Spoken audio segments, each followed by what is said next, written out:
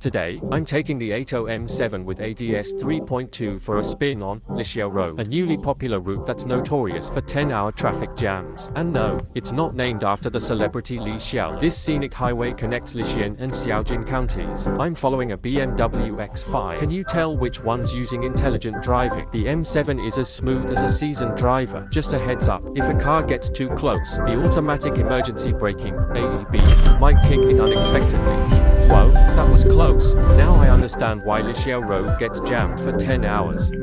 Oncoming traffic is completely locking us in. And it's only 7 AM. I can't imagine what it'll be like after 9. ADS 3.0's predictive decision and planning (PDP) system is really proving its worth. It's a master navigating these intense traffic situations, literally making its own way.